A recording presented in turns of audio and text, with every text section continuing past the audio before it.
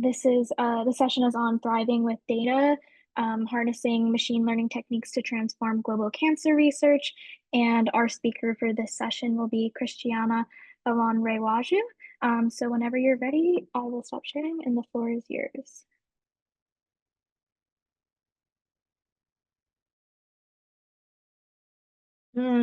Thank you, Hannah.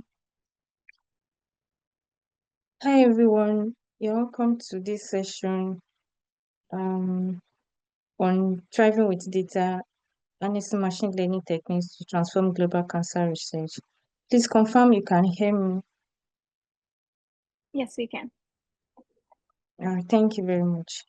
I will be presenting one of my recent work on global cancer research and a little bit about me. My name is Christiana Olariwaju, and I'm a first-class graduate of statistics from Ladoke Akintola University of Technology, Nigeria. And I was recognized as the best female graduate student in my department. I've worked as a graduate teaching assistant at Bobo University, Nigeria, and I currently work as a data analyst at Brook Insights Limited, FCT Abuja. Also, I'm the newly elected caucus for Women in Statistics and Data Science Program Committee Representative for Africa. Also founded the Beauty of Statistics, which is to promote the relevance of statistics across sectors. And my research interests are biostatistics, survival analysis, and machine learning.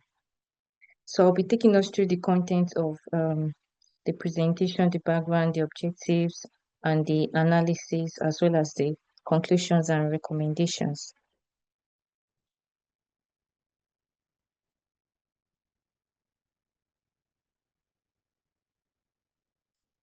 So according to the estimates of World Health Organizations, cancer is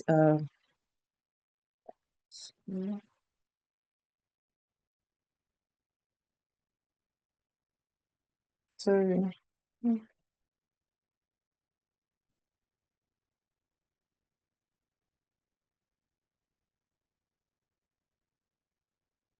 Cancer is the first or second leading cause of death before the age of 70 years in 112 countries, and cancer is one of the major societal, public health, and economic problem in the 21st century, which is also responsible for almost 1 in 6 deaths and 1 in 4 deaths for non-communicable disease. So, and also specifically, female breast, lung, colorectal cancers, prostate, stomach, and liver cancers account for the highest incidence and mortality rates. And also, the rise in cancer cases can be attributed to various factors, including aging populations, lifestyle changes, persistent exposure to modifiable risk factors such as smoking, poor diet, lack of physical activities. Also, early cancer diagnosis is associated with significant higher survival rates and lower mortality and associated cost. Early stage cancers require less complex treatment regimens and reduced hospital utilization, resulting in reduced healthcare costs. Whereas late stage cancers also require complex multimodal management and several rounds of extremely expensive drugs. Currently in the USA, during the first 24 months after diagnosis, there is an increase in cancer treatment costs with stages from 72,000 US dollars for stage 0 to about 182,000 US dollars at stage 4. So the specific objective of this is to identify existing supervised machine learning approaches on the prediction of cancer in about 10 countries, and also to compare the performance of the machine learning models with each other. So this is a comprehensive analysis of global cancer patient data from 2015 to 2024. It highlights key patterns in cancer types, stages, survival, risk factors, demographics, treatment costs across regions, supporting data-driven decisions for healthcare planning and intervention prioritization. And the data is the secondary data source from cargo.com, and is comprised of descriptive analysis using pie charts, bar charts, and line charts, and also machine learning models such as random forest, multinomial logistic regression, SGBoost, gradient boosting, and support vector machine. And here is a visual representation of some of the most commonly searched cancer types: the lung cancer, brain cancer, and all. So, for the descriptive analysis of the socio-demographic variables, about males account for about 33.6%, and females account for about 33.4%, and other genders about 33.0%, which indicates that cancer affects individuals across all gender groups nearly at the same rate. And the highest percentage for age is between 40 to 49 and 70 to 79, which indicates that higher cancer incidence occurs among middle-aged and older adults. Also, younger adults between age 20 to 39 account for substantial cases as well, showing that cancer also affects younger populations. Cancer cases by country. This is about 10 countries, and Australia, UK, USA report the highest numbers, while Canada has the lowest. Brazil, Germany, India, and Russia also falls within the close range of about 10% patients, and China and Pakistan are slightly below the average percentage. So, number of patients by cancer type. The number are fairly balanced across cancer types with only minimal variation. Colon and prostate cancer have the largest count of patients with, while lung and breast cancers have the lowest counts. And also, most patients are diagnosed between the stages of 1, 2, and 3, with stage 2 being the highest. Fewer cases appear in stage 0 and stage 4, suggesting that many cancers are detected at intermediate stages rather than early stage. So, this is cancer cases by type and gender. Breast cancer cases are fairly balanced across the groups, and cervical cancer is the highest among the females. Colon cancer shows the highest cases among males compared to females. Leukemia, liver cancer, lung, and prostate shows the highest in males rather more than females. So generally, males shows slightly higher cancer cases across most types, while females dominate in cervical cancer. So here's the cancer stages by type and average survival years over time. The average survival years over time, the lowest average survival was in 2018 and 2022, and the highest average survival occurred in 2019 and 2024, which shows improvements compared to earlier years. So, cancer stage distribution by type. Liver and prostate cancer shows higher cases in stage 0. Cervical and colon cancer shows higher stages in stage 1, suggesting early detections. Leukemia and lung cancers peak at stage 2 and stage 4, with leukemia highest at stage 4, indicating rapid progression. While breast and skin cancers appear relatively balanced across all stages without sharp peaks. So this is a bar chart of average risk factors by cancer types. We have the genetic risk, the air pollutions, the alcohol use, smoking, and obesity level. So genetic risk is highest for lung, breast, leukemia cancers, lighting heredity as a key influence.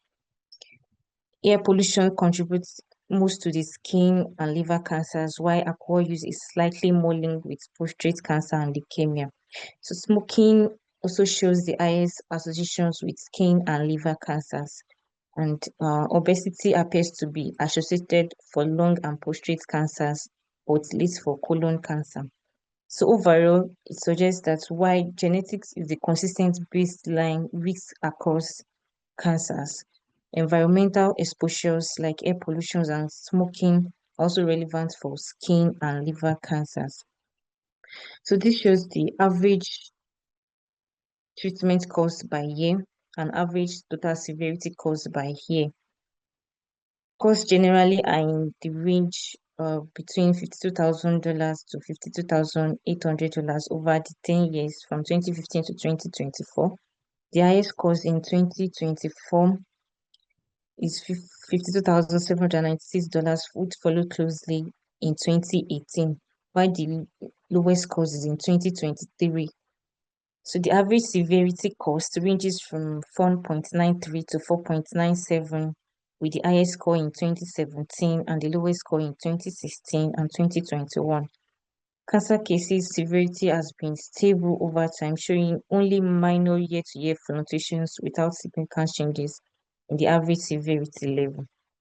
So moving on to the machine learning models to predict the cancer severity, the variable target severity score was converted into three severity classes: the low, the medium, and the high. The low the score below less than or equal to 3, and the medium score between 4 to 6, while the high score between greater than 6. So, and this aims to develop and compare the 5 machine learning models. So the first results for the random forest results, the accuracy, the random forest model achieved high overall accuracy, about 93.9%, with the best performance in classifying the medium and high severity cases. However, it struggles to correctly classify low severity cases, showing a sensitivity below 0.60. To the second model, which is the multinomial logistic regression, it performed exceptionally well across all classes, achieving a balanced accuracy of 99.8%, and it generalizes well and captures clear decisions boundaries among low, medium, and high cases. So SGBO's results achieved strong results overall, 95% accuracies with particularly high precisions in high severity predictions. It slightly underperformed in the low severity class, but maintained a balanced result across all others. So the gradient boosting performed moderately well with an accuracy of 92.1%, showing strong results for medium and high classes, but a weak sensitivity for low cases, which indicates challenges in identifying minor severity levels. So the support vector machine results, it shows an outstanding performance of 98.8% accuracy and consistent balance across all severity classes. It is robust and slightly below multinomial logistic regression in overall cases, but excels in balance detection of all classes. So to compare the 5 models together, multinomial logistic regression has performed all models with nearly perfect accuracy and generalization, while the support vector machine ranks second with excellent balance accuracy across classes, and the ensemble models, the SGBoost, random forest, the gradient boosting show good performance, but they struggle with low severity detection. So conclusions, among the 5 models tested, multinomial logistic regression achieved the highest predictive accuracy, about 99.8%, indicating a predominantly linear relationship between the predictors and the cancer severity, followed by the support vector machine, which ranked second with an overall accuracy of 98.8%. So the ensemble models, random forest, SGBoost, and gradient boosting also performed well, between 92 to 95%, but they consistently struggle with low severity class predictions, which highlights a I'm very sorry mid-class to interrupt, imbalance. In this, we're out of time, so we're just going to have to move on to the next session. thank But thank you. you very much for your presentation today.